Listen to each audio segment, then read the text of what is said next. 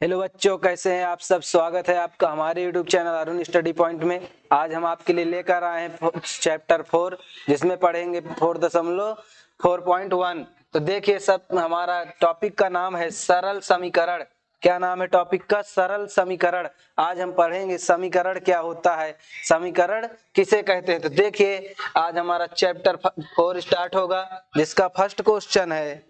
तो देखिए, जिसका फर्स्ट क्वेश्चन है, निम्नलिखित सरणी में अंतिम स्तंभ को पूरा कीजिए। निम्नलिखित सरणी को अंतिम स्तंभ को पूरा कीजिए। एक स्तंभ हमारा ये है, एक स्तंभ ये है।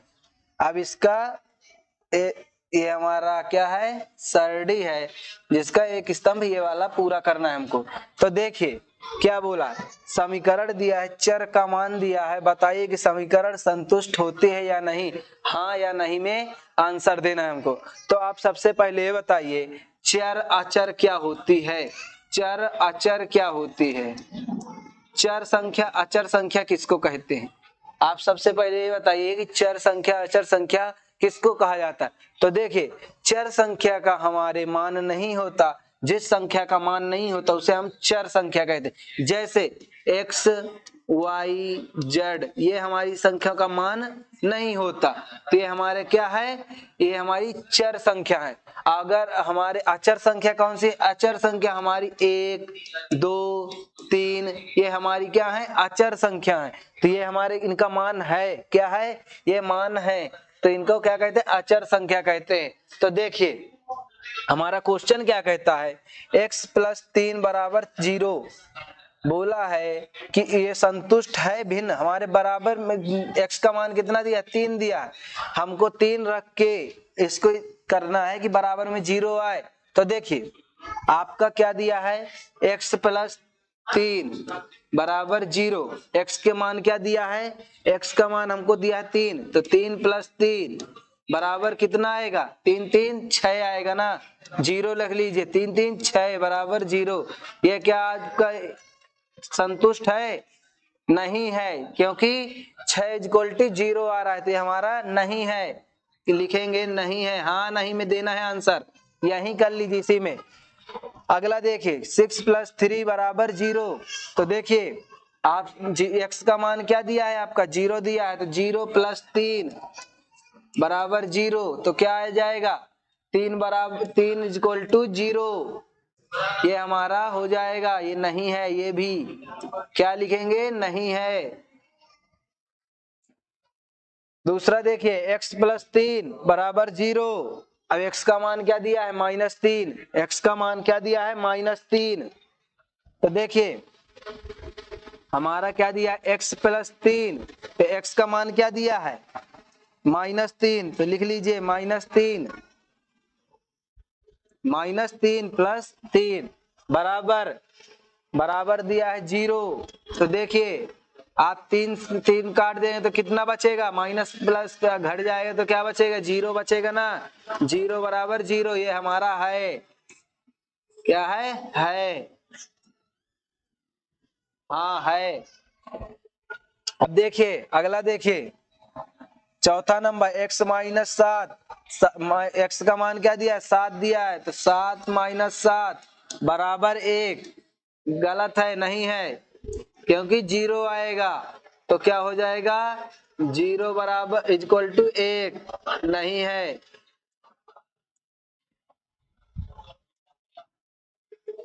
नहीं है। अब देखिए, अगला देखिए, अगले में दिया है x - 7 = 1। x - 7 = 1। x का मान कितना दिया है? 8। 8 दिया है, -7 = 7। बराबर कितना दिया? बराबर में 1 दिया है, =1। तो देखिए, ये हो जाएगा। 8 में 7 गए तो 1 बचा ना, तो 1 = 1। ये हो जाएगा हमारा लेफ्ट हैंड साइड बराबर राइट हैंड साइड हो जाएगा। हाँ है, क्या होगा? हो जाएगा। संतुलन करना है भिन्न, ये हमारे समीकरण का संतुलन करना है। देखिए, 5x = 25, तो आपका x का मान कितना दिया है? 0 दिया है, तो 5 × 0 करेंगे, बराबर 25, तो क्या आ जाएगा 0 बराबर 25, 0 इक्वल टू 25। ये हमारा क्या है, नहीं है, नहीं है। अगला देखिए 5x बराबर 25, अब x का मान क्या दिया है 5 दिया है, तो ये क्या होगा 5 गुणे 5 बराबर 25, तो 5 25, तो आ जाएगा 25 बराबर 25, हो जाएगा ना, ये हो जाएगा, हाँ है। अगला देखिए 5x बराबर 25, 5x बराबर 25, x बराबर -5 रखने पर, तो 5 गुणे x बराबर कितना दिया है -5 रखने पर, -5 बराबर 25, क्या आना चाहिए बराबर 25 आना चाहिए, तो 5 या 25 तो होता है, -25 इक्वल टू 25 नहीं होगा, -25 इक्वल टू नहीं होगा 25।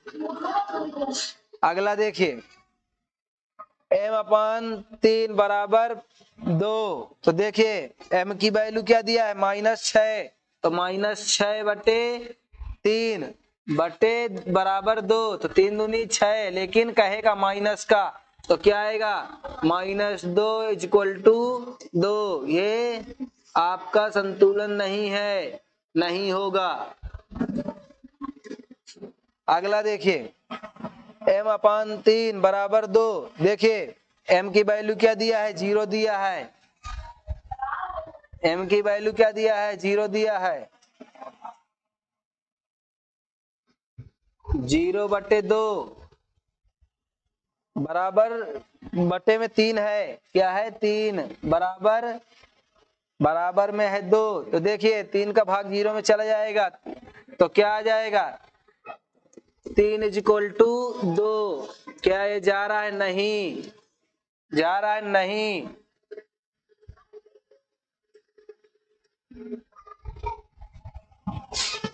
अगला देखिए m/3 बराबर 2, अब क्या दिया है m की वैल्यू 6, तो देखिए 6 बटे 3 बराबर 2, 3 दूनी 6 2, तो आ जाएगा 2 बराबर 2, ये आंसर ये राइट हो जाएगा, ये हाँ हो जाएगा, हाँ ना ही में जवाब देना था, ये हमारे फर्स्ट के आंसर हो जाएंगे। अगला क्वेश्चन देखिए,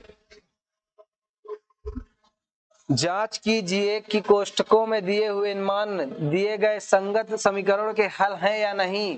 देखिए आपके जो कोष्ठक में ये दिया है, ये n बराबर 1 रखने पर ये संतुलन हो रहा है कि नहीं, ये जांच करना है। देखिए पहला समीकरण देखिए n की वैल्यू क्या दिया है 1 दिया है, 1 प्लस 5 बराबर 19 होना चाहिए, तो हो रहा है क्या, नहीं हो रहा ना, 5 1 6 बराबर 19 क्या हो रहा है, नहीं इक्वल टू 19 नहीं हो रहा।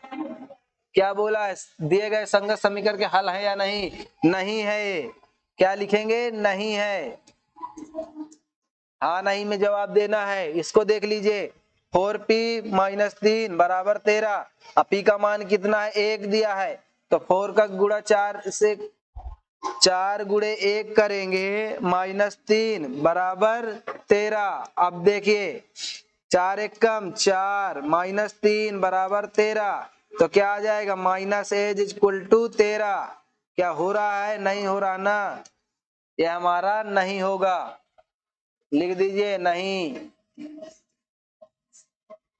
संगत समीकरण के हल नहीं है। अब देखिए ये वाला क्या दिया है -2 दिया है n की वैल्यू, तो देखिए 7 गुणे -2 प्लस 5 बराबर 19, देखिए 7 दूनी 14 कहेगा माइनस का प्लस 5 बराबर 19, तो देखिए 14 में 5 गए तो कितना बचा 9, कहेगा माइनस का, क्योंकि बड़ी संख्या में क्या 14 बराबर 19 इक्वल टू 19, नहीं होगा, ये भी नहीं होगा,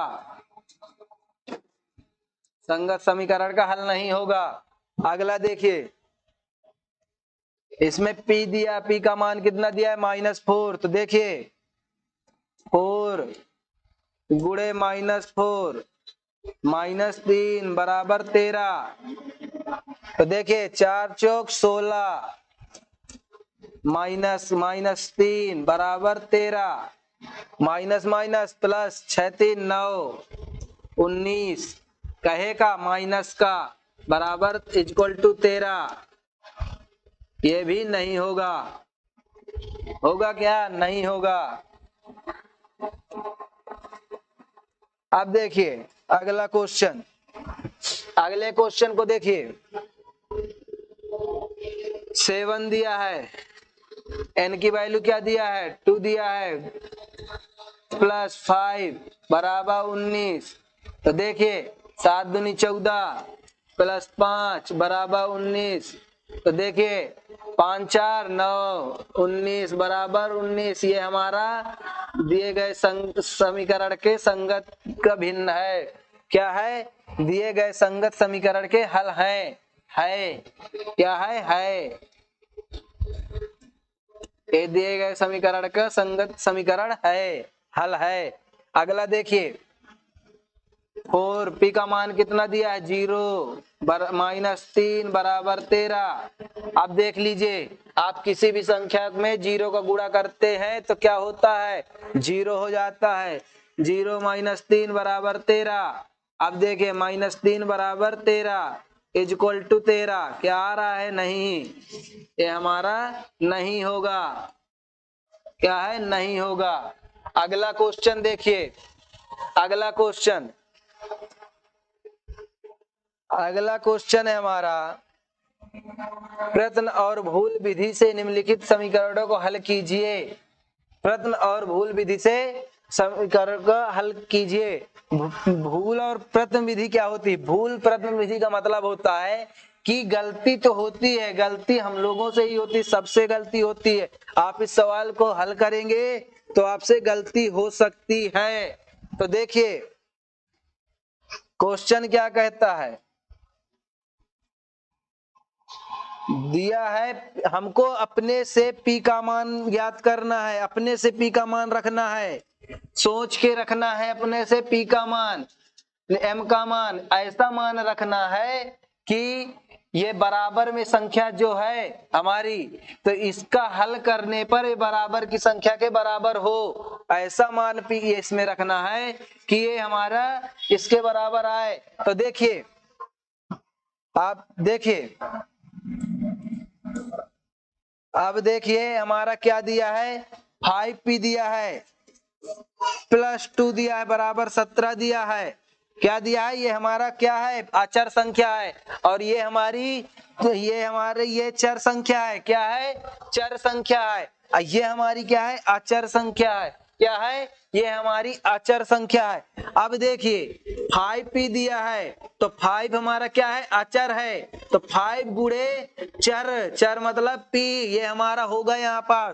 तो अब बताइए, आपको ऐसी संख्या सोच के रखना है कि आपकी ये संख्या जो है, आपकी ये संख्या जो है इसके बराबर आए। तो आप देखिए आप सबसे छोटी संख्या से रखना स्टार्ट करेंगे, सबसे छोटी संख्या से रखना स्टार्ट करेंगे। देखिए 5P बराबर आप अगर रखें, P बराबर रखने क्या रखने पर 0 रखने पर, P बराबर 0 रखने पर, देखिए P बराबर 0 रखने पर 5 गुणे 0 प्लस 2 बराबर 17। अब देखिए इसको देखिए, ये क्या हमारा समीकरण संतुलन हो रहा है। देख लीजिए 5 का गुणा किसी भी संख्या में 0 में करेंगे तो 0 आए, 0 देखिए 5 का गुणा 0 में करिए 0 प्लस 2 बराबर 17। अब देखिए 2 बराबर 17, ये इक्वल टू 2 क्या आ रहा है? नहीं आ रहा।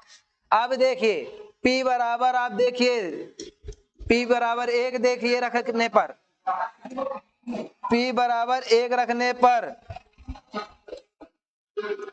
P बराबर 1 रखने पर, तो देखिए P बराबर जब आप 1 रखेंगे तो देखिए ये वाला भिन्न हटा दीजिए। P बराबर 1 रखने पर तो 5 गुणे 1 प्लस 2 बराबर 17। p बराबर 1 रखने पर तो देखिए 5 एक कम 5 प्लस 2 बराबर 17, 5 2 7 बराबर 17। क्या आ रहा है? नहीं आ रहा। तो देखिए अब हमारा 1 रखने पर भी नहीं आ रहा। अब आप देखिए p बराबर 2 रख लीजिए। p बराबर 2 रखने पर क्या आपका आएगा? p बराबर 2 रखने पर तो देखिए p बराबर 2 रखने पर देखिए 5 गुणे 2 प्लस 2 बराबर 17। अब देखिए 5 दूनी 10 प्लस 2 बराबर 17। तो देखिए 10 2 12, 12 इक्वल टू 17। क्या आ रहा है? बराबर नहीं आ रहा। अब देखिए आपका p बराबर 2 भी रख लिए, अब 3 रखिए। p बराबर 3 रखने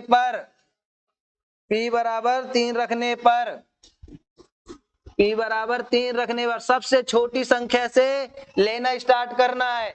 और जब हमारा p बराबर ऐसी संख्या रखना है कि इसको हल करने पर, ये समीकरण हल करने पर बराबर हमारी ये संख्या आए, तो आप p बराबर अब 3 रखिए।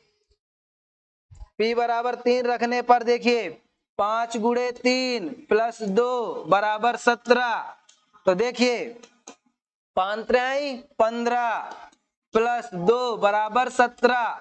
अब देखिए 15 2 17 आ रहा है ना, 17 बराबर 17 आ गया, हमारा समीकरण संतुलन हो गया। Left hand side LHS hand side बराबर राइट हैंड साइड, ये हमारे बराबर हो गए दोनों साइड के मान। ये हमारा आंसर होगा। क्या आंसर होगा? p बराबर 3 रखने पर हमारा आंसर आएगा। अगला क्वेश्चन देखिए, इधर अगले क्वेश्चन में हमारा m दिया है, m की वैल्यू हमको रखना है, m की वैल्यू रखना है। तो देखिए आप m की वैल्यू 1 रख दीजिए। m बराबर 0 रखने पर 0 से स्टार्ट करना है, सबसे छोटी संख्या से। तो देखिए 3 गुणे 0 माइनस 14 बराबर 4। 3 गुणे 0 तो 0 का गुणा करिए 3 से, 0 आ जाएगा, माइनस 14 बराबर 4। तो क्या आ रहा है? Minus 14 equal to 4। नहीं आ रहा ना। अब देखिए m बराबर 1 रखने पर तो देखिए m बराबर 1 रखने पर तो देखिए 3 गुणे 1 माइनस 14 बराबर 4। अब देखिए 3 एक कम 3 माइनस 14 बराबर 4। अब 14 में 3 घटा दीजिए, कितना आएगा? 11। किसका? माइनस का, बराबर 4। ये क्या हो रहा है? नहीं हो रहा। तो देखिए m बराबर हमारा 1 रखने पर भी नहीं हो रहा। अगला क्वेश्चन, अगला देखिए m बराबर 2 रखने पर, m बराबर 2 रखने पर तो देखिए 3 गुणे 2 माइनस 14 बराबर 4। अब देखिए 3 दूनी 6 माइनस 14 बराबर 4। अब देखिए 14 में 6 घटाइए, कितना बचा? 9 6 15 होता है ना, 8 6 14 8। किसका? माइनस का, बराबर 4। नहीं आ रहा ना। अभी हमारा m बराबर 2 रखने पर भी नहीं आ रहा। m बराबर 3 रखिए, m बराबर 3 भी रखिए। m बराबर 3 रखने पर तो देखिए 3 गुणे 3 माइनस 14 बराबर 4 बराबर 4। अब देखिए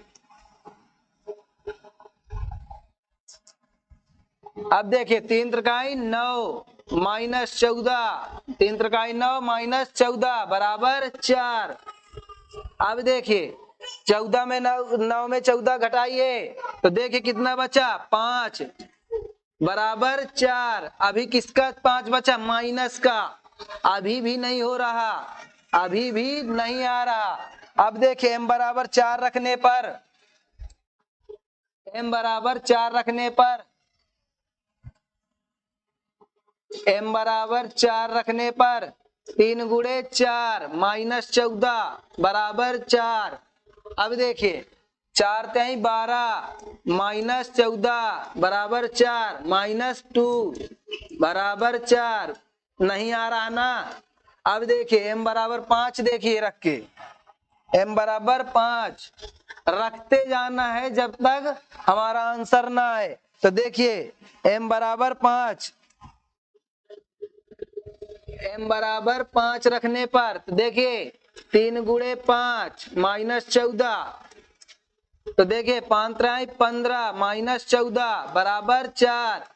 अब देखिए अब हमारा 14 15 में 14 गए, एक कहेगा प्लस का आएगा क्योंकि हमारी बड़ी संख्या क्या है 15 है। तो अभी भी हमारा नहीं आ रहा, हमको क्या चाहिए 4 चाहिए, लेकिन आ कितना रहा है 3 आ रहा है। अब देखिए m बराबर 6 रखने पर, देखिए m बराबर 6 रखने पर, m बराबर 6 रखने पर 3 गुणे 6 माइनस 14 बराबर 4, 6 18 माइनस 14 बराबर 4। अब देखिए 18 में 14 में 18 घटाइए तो कितना बचेगा, कितना बचेगा आपका 4 बचेगा। कहेगा बचेगा प्लस का बचेगा क्योंकि बड़ी संख्या हमारी क्या 18 है। तो देखिए ये आ गया आंसर, दोनों बराबर हैं। LHS बराबर RHS, लेफ्ट हैंड साइड बराबर राइट हैंड साइड, ये हमारा आंसर हो जाएगा। क्या आ जाएगा आंसर, m बराबर 6 रखने पर, क्या m बराबर 6 रखने पर आंसर आएगा। तो ये हमारा क्वेश्चन नंबर 3 हो गया। अगला क्वेश्चन देखिए, अगला क्वेश्चन दिया है निम्नलिखित कथनों के लिए समीकरण दीजिए। ये हमारे दिए हैं, इनको समीकरण में लिखना है। तो देखिए पहला देखिए संख्याओं x और 4 का योग 9 है। संख्या है हमारी x और क्या बोला है योग, दो संख्या है x और 4। तो देखिए दो संख्या मान लीजिए ये है, इनके बीच का योग बोला है, योग मीन्स जोड़। तो ये हमारा जोड़ हो गया, कितना है बराबर, टोटल कितना है 9 है। ये हमारा फर्स्ट समीकरण बन जाएगा। दूसरा देखिए, दूसरे में क्या बोला है y में से 2 घटाने पर 8 प्राप्त होता है, y में से, तो y हो गया, इसमें घटाने पे कितना 2 घटाने पर बराबर कितना प्राप्त होता है 8। ये हमारा दूसरा समीकरण हो गया। तीसरा देखिए a का 10 गुना 70 है, a का 10 गुना 70 है। तो देखिए तीसरा a का 10 गुना, तो 10 a कितना है 70 है, 10 का क्या बोला a का 10 गुना, तो a गुणे 10 हो जाएगा ना, a का 10 गुना देख लीजिए हो जाएगा ना, तो 10a बराबर 70। ये हमारा तीसरा समीकरण हो गया। चौथा देखिए, चौथा समीकरण क्या बोला है, संख्या b को 5 से भाग देने पर 6 प्राप्त होता है। संख्या है b को 5 से भाग देने पर, किससे 5 से, ये 5 से भाग दे दिए, कितना प्राप्त होता है 6 प्राप्त होता है। ये हमारा चौथा समीकरण हो जाएगा। अगला देखिए पांचवा समीकरण, बगल में देख लीजिए पांचवा, का 7 गुना और 7 का योगफल आपको 77 देता है। m का 7 गुना, तो देखिए m का 7 गुना, तो 7 गुणे m, तो m 7m हो जाएगा। m का 7 गुना और 7 का योगफल, योगफल मीन्स जोड़ना, तो प्लस 7 कितना आता है आपको 77 देता है, कितना 77, ये आ जाएगा। अब देखिए एक संख्या x की चौथाई ऋण आपको 4 देता है, कितना देता है, एक संख्या है जो x है, क्या है एक संख्या है जो x है, और देखिए क्या बोला है इसका चौथाई, चौथाई मतलब चौथा भाग, चौथाई हो गया, क्या देता है, ऋण 4 माइनस करिए 4, क्या देता है आपको, आपको 4 देता है, बराबर 4 देता है। ये हो जाएगा 7वां समीकरण। अब देखिए 8वां, देखिए यदि आप y के 6 गुने में से 6 घटाएं तो आपको 60 प्राप्त होता है। देखिए y के 6 गुने, तो देखिए y का 6 गुना 6y हो जाएगा। कितना घटाना है, 6 घटाना है, माइनस 6, कितना प्राप्त होगा, 60 प्राप्त होगा। ये हो जाएगा कौन सा नंबर, 8। 9 नंबर देखिए, यदि आप जड़ के 1/3 में 3 जोड़े तो आपको 30 प्राप्त होता है। जड़ के 1/3 मतलब जड़ है, जड़ के 1/3 1/3, तो ये आ जाएगा क्या, जड़ बराबर बटे 3। कितना जोड़े, 3 जोड़े, 3 जोड़े, कितना प्राप्त होता है, 30 प्राप्त होता है। ये हो जाएगा, ये हमारा समीकरण हो जाएगा। ये हमारे इस तरह से क्वेश्चन नंबर 4 के आंसर हो जाएंगे। अगला क्वेश्चन देखिए,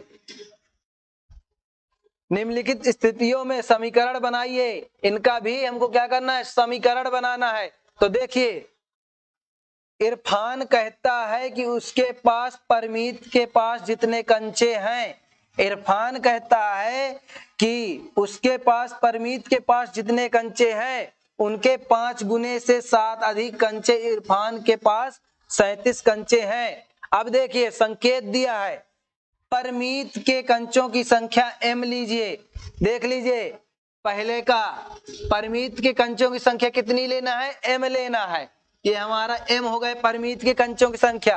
अब देखिए इरफान कहता है उसके पास, परमीत के पास जितने कंचे उसके 5 गुने हैं। कितने, 5 गुने। तो परमीत के पास कितने हैं, m है, तो उसके इरफान के पास कितने, परमीत से 5 गुने, तो देखिए 5m हो जाएगा। और 7 अधिक हैं, कितने, 7 अधिक हैं। अधिक का मतलब जोड़ देंगे तो अधिक हो जाएंगे। क्या करेंगे, जोड़ देंगे। तो देखिए इसमें हम जोड़ देंगे 7 तो हमारे अधिक हो जाएंगे।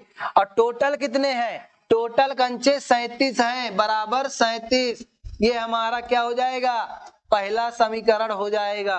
अब देखिए दूसरा, देखिए लक्ष्मी के पिता की आयु 49 वर्ष है। लक्ष्मी के पिता की आयु कितनी है, 49 वर्ष है। अब देखिए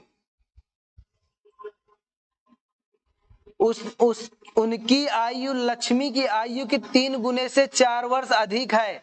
उनकी आयु जो है वो लक्ष्मी की आयु के से 3 गुना अधिक है। तो देखिए लक्ष्मी की आयु को y वर्ष लीजिए, लक्ष्मी की आयु मान लीजिए y वर्ष है, कितनी, y।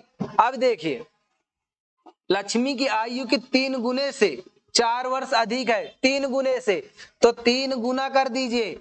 और कितनी अधिक है, 4 अधिक है, तो जोड़ेंगे तो तब ना अधिक होगा, जोड़ेंगे तब अधिक होगा। तो +4 बराबर कितनी है, 49 वर्ष। ये हमारा दूसरा समीकरण हो जाएगा। क्या होगा, दूसरा समीकरण। अब देखिए तीसरा, अध्यापिका बताती है कि उनकी कक्षा में एक विद्यार्थी द्वारा प्राप्त किए गए अधिकतम अंक, प्राप्त किए गए न्यूनतम अंक का दुगुना धन 7 प्राप्त किए गए अधिकतम अंक 87 है। टोटल अंक कितने, 87 है। क्या बोला, न्यूनतम प्राप्त किए गए अंकों की को लीजिए, न्यूनतम प्राप्त किए गए अंकों को लीजिए, एल मानना है, एल लीजिए। देखिए न्यूनतम अंक कितने हैं, एल हैं। अब देखो प्राप्त के अधिकतम अंक प्राप्त के न्यूनतम अंक का दोगुना धन है, दो गुना कर दीजिए, 2 गुना धन है 7, धन 7 है, धन 7 है, +7 है। प्राप्त के अधिकतम अंक 87 है, अधिकतम टोटल अंक कितने, 87 है। ये हमारा क्या हो जाएगा, समीकरण हो जाएगा 3 नंबर का। ये 3 नंबर का समीकरण। अब चौथा क्वेश्चन देखिए, ये हमारा इस एक्सरसाइज का लास्ट क्वेश्चन है, इस एक्सरसाइज का लास्ट क्वेश्चन। एक समद्विबाहु त्रिभुज में शीर्ष कोण प्राप्त प्रत्येक आधार कोण को दुगुना है। मान लीजिए प्रत्येक आधार कोण 20 डिग्री है। याद रखिए कि त्रिभुज के तीनों कोणों का योग 180 डिग्री होता है। तो देखिए आपके पास मान लीजिए त्रिभुज है, ये आपके पास त्रिभुज दिया है। क्या दिया है? त्रिभुज। अब देखिए ये ए भुजा है, ये बी है, ये सी है, ये हमारा क्या है? आधार है। क्या है? आधार है। यहाँ क्या बोला है? आधार बी ले लीजिए, बी ए सी मान लीजिए, तीनों को बी लीजिए। देखिए क्या बोला इसमें? शीर्ष कोण प्रत्येक आधार कोण का दुगुना, प्रत्येक आधार कोण का दुगुना है। तो 2b लीजिए इसको, और b ये हमारे क्या है? 20 डिग्री लेना है। तो देखे प्रत्येक आधार को 2 गुना लीजिए, 2 गुना ले लिए, आधार को हम 2 गुना ले लिए। अब देखे मान लीजिए प्रत्येक आधार को भी डिग्री याद है, तो देखे टोटल कितना है? 180 डिग्री है। तो देखिए 2b प्लस b बराबर 180 डिग्री। क्या करेंगे? 2b प्लस b बराबर 180 डिग्री। अब देखिए 2b का b को जोड़ दीजिए, कितना हो जाएगा? 2 1 3 1 4, 4b बराबर 180 डिग्री। ये हमारा समीकरण होगा। ये हमारा क्या होगा? समीकरण होगा। किसका? चौथा नंबर का आंसर। इस तरह से हमारी एक्सरसाइज 4.1 समाप्त हुई, जिसमें हम आशा करते हैं आप लोगों से कि आपको ये प्रश्नावली अच्छी तरह से समझ में आई होगी। थैंक यू, धन्यवाद दोस्तों।